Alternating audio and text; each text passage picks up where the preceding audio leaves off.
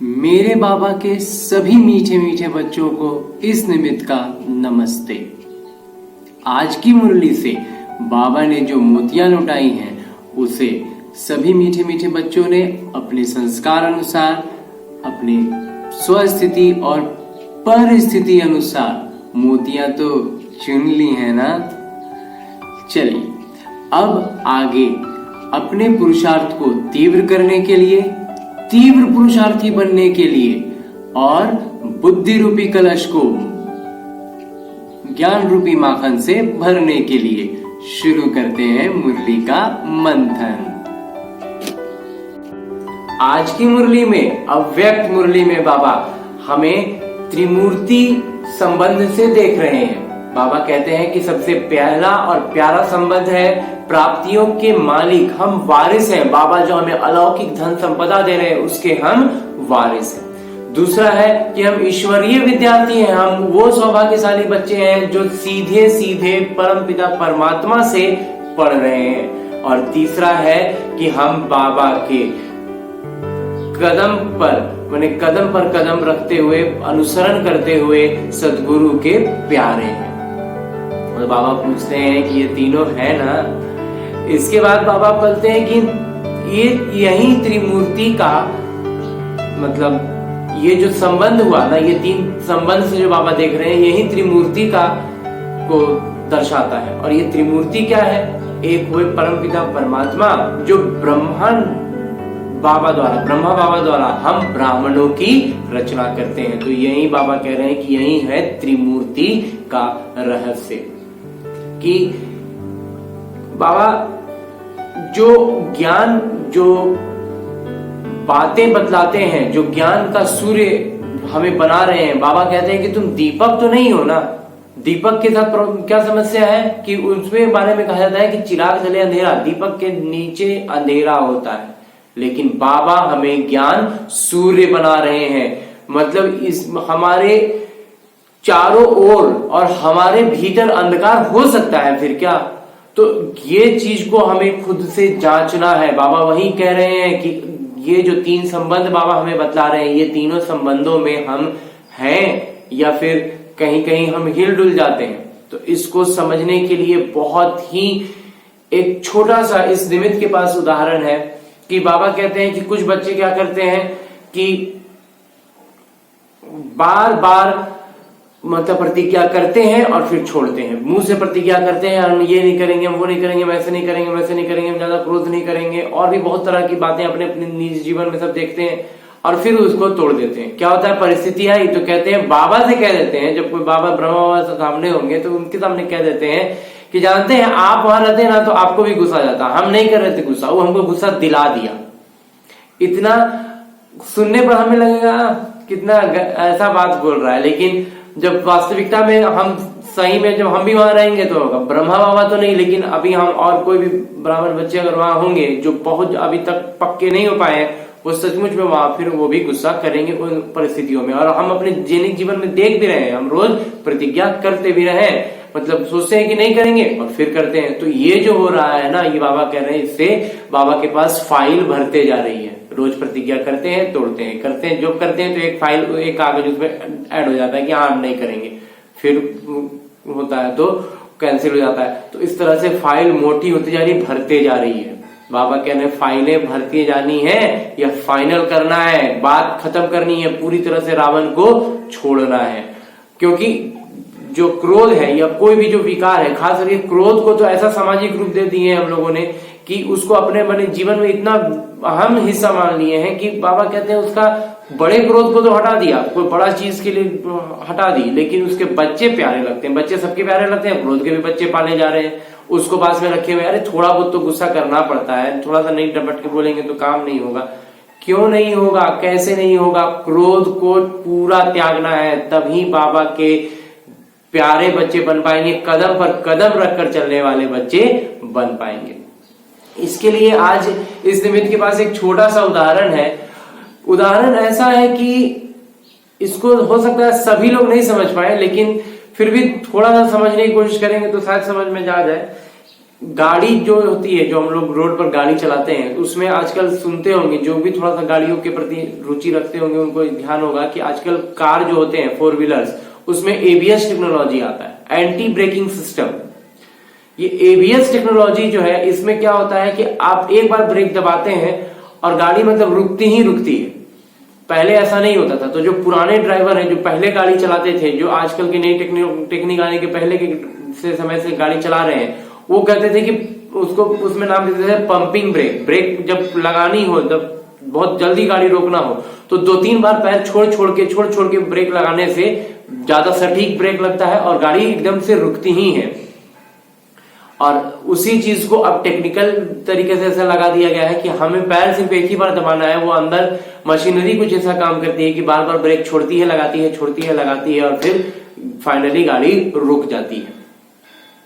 इसे हमें अपने जीवन में बहुत अच्छे से समझना है। ये तो था उदाहरण, जो उदाहरण जो प्रैक्टिकल अपने जीवन में रोज कर रहे हैं उनको तो इस बात समझ में आ गई। जो नहीं भी समझ पाए उनको अब जो मेन बात है, जो मुख्य बात है, वो समझने की है कि हम अपने जीवन में जो दिनचर्या अपना चल रहे हैं, सब कुछ अपना ब्राह्मण जीवन में चाहते हैं कि हम सब कुछ अच्छा करते रहें, लेकिन होता क्या है, बार बार बीच बीच में काम विकार नहीं, कोई भी विकार बार बार आता है और हमें इसको उस नजर से, जो निमित्त ने जो उदाहरण दिया, उस उदाहरण के हिसाब से देखते हैं कि होता क्या है। हम ब्राह्मण जीवन में और अपने मैंने ज्ञान में आगे बढ़ने की गति पकड़ना चाहते हैं, लेकिन ये रावण रूपी जो विकार है ना, ये वही एबीएस टेक्नोलॉजी से ब्रेक लगाता है।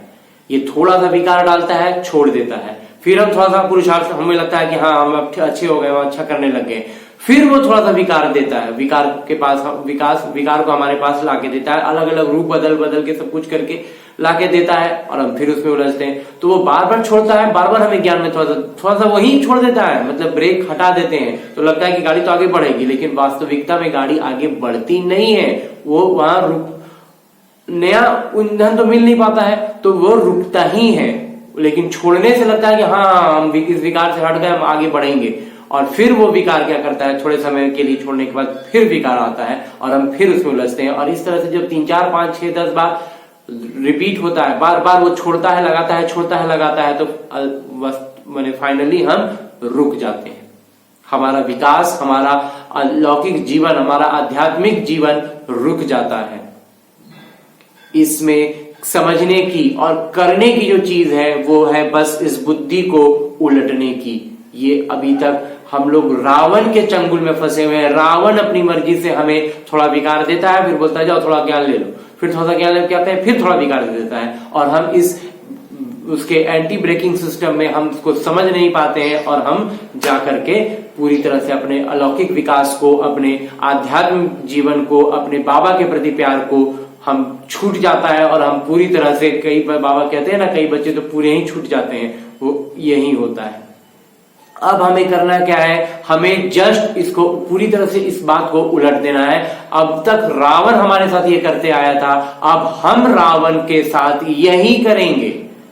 हम क्या करेंगे कि जब भी हम विकार ज्ञान में आगे बढ़ेंगे और हम ज्ञान में आगे बढ़ते रहेंगे, विकार नाम का ये जो आएगा ना, इसको हम ज्ञान से बदली करेंगे। मतलब कि हम ज्ञान में बढ़ रहे हैं और विकार आया, हम विकार को, ज्ञान को एंटी ब्रेकिंग सिस्टम में लगाएंगे और विकार को हटा देंगे। कहने का मतलब जब भी विकार आया तो उसको हमको ऐसे समझना है कि ये हमने ज्ञान को छोड़ा, हमने अभी ज्ञान को छोड़ा, ज्ञान छोड़े, बीच में विकार आया, अब फिर विकार हटाएंगे, फिर ज्ञान को लेंगे, फिर विकार आएगा, फिर विकार आने देंगे, उसको आ गया, आने देंगे मतलब उसमें पूरा लीन नहीं हो जाएंगे। कहने का मतलब विकार तो आ ही जा रहा है, हमसे तो रुक नहीं रहा है, लेकिन हमारी सजगता, हमारी बुद्धि भी उल्टी होगी, ऐसी होगी, वास्तविकता में सीधी होगी। अभी तक उल्टे चल रहे हैं, अब उसको सीधी करेंगे तो क्या होगा, विकार आया, अब विकार आया, कुछ भी बात हो गई, कुछ भी हुआ, अब हम उसको तुरंत जैसे ही समझ में आया वहीं छोड़ेंगे और फिर ज्ञान को पकड़ेंगे। हम बार बार ज्ञान को पकड़ेंगे, विकार आता जाएगा, विकार आ गया, उसको छोड़ेंगे, फिर ज्ञान को पकड़ेंगे। तो 2, 3, 4, 10, 20 बार करेंगे तो ये एंटी ब्रेकिंग सिस्टम हम रावण पर अप्लाई कर देंगे, रावण पर लागू कर देंगे, तो हम ज्ञान में आगे बढ़ जाएंगे और रावण वहीं छूट जाएगा, रावण छूट जाएगा और हम ज्ञान में पक्के हो जाएंगे, ज्ञान की गति तीव्र हो जाएगी, निज अनुभव बढ़ जाएंगे। और बाबा कहते हैं सारे विकार की जो एक जड़ है, इसको अब इस निमित्त के उदाहरण के बाद मुरली का सीधे सीधे में जो एक बाबा ने बात कही कि हम जो ढीले पड़ जाते हैं, वही हुआ ये विकार का आना। तो विकार आया, विकार आ गया, जान गए, समझ गए, तुरंत उसको छोड़ेंगे, तुरंत ज्ञान में वापस चलेंगे। तो इस तरह से उसको एंटी ब्रेकिंग सिस्टम में जाएंगे। बार बार विकार आएगा, बार बार हम ज्ञान को पकड़ेंगे, जितना ही बार बार विकार आएगा मेरा ज्ञान के प्रति आकर्षण, मेरा ज्ञान के प्रति समर्पण और बढ़ता जाएगा और बढ़ता जाएगा, निज अनुभव बढ़ते जाएंगे, तो हम बहुत तेजी से आगे बढ़ने लगेंगे। जो रावण हमारे साथ कर रहा है कि हमें थोड़ा थोड़ा ज्ञान लेने देता है और फिर अपने विकार में खींच लेता है, हम उसको उलट देंगे और अब हम ज्ञान को पकड़ते रहेंगे। अभी जो विकार आएगा, रावण आएगा, उसको जैसे ही जान जाएंगे कि ये विकार है, ये रावण है, तुरंत छोड़ेंगे, तुरंत ज्ञान को पकड़ेंगे। और ऐसा कई बार करते करते ज्ञान के प्रति आकर्षण बढ़ेगा, ध्यान हमारा ज्ञान की तरफ होगा। विकार तो एंटी ब्रेकिंग सिस्टम का एक हिस्सा होगा, एक मतलब ड्रामा का एक बोल सकते हैं पार्ट आ जाएगा, बना समझ लेंगे उसको। इसीलिए बाबा जो कह रहे हैं ना कि जो बीच बीच में ढीले पड़ जाते हैं और भी बहुत सारी चीजें हो जाती हैं, उसमें भी छोटे पड़ जाते हैं, दीपक बन जाते हैं, इन सारी बातों से हम अलग हो जाएंगे। इसके बाद एक प्रमुख बात जो बाबा ने आज बतलाई है कि विदेशी हो, देशी हो, जो भी बच्चे हो, सब में विभिन्नता बहुत है, लेकिन सारे विभिन्न कल्चर के बच्चे इस एक ब्राह्मण जीवन में एक हो जा रहे हैं, एक ही वृक्ष की डालियां बन रहे हैं। इस बात का हमें पूरा पूरा कदर करना है, इस बात को पूरी तरह से मानना है, समझना है। और बलि चढ़ाने पर बाबा कहते हैं कि हम जो सारे फसाद की जड़ है वो है मैंपन। मैं ये करता हूं, मैं ये सोचता हूं, मैं सही बोल रहा हूं, मेरी कोई बात नहीं मानते, मैंने ये कहा था, मैंने ये सोचा था। तो ये जो जितना भी मैं है ना, ये सारी फसाद की जड़ मैं है। इस मैं की बलि चढ़ा देनी है। वो इसके बदले में यादगार में भूली बिसरी यादों में समझ में आया कि अच्छा मैं कुछ था, तो मैं करने वाले बकरी की बलि चढ़ा देते हैं। तो वो नहीं चढ़ानी है, मैंपन की जो बलि है उसकी बलि चढ़ानी है।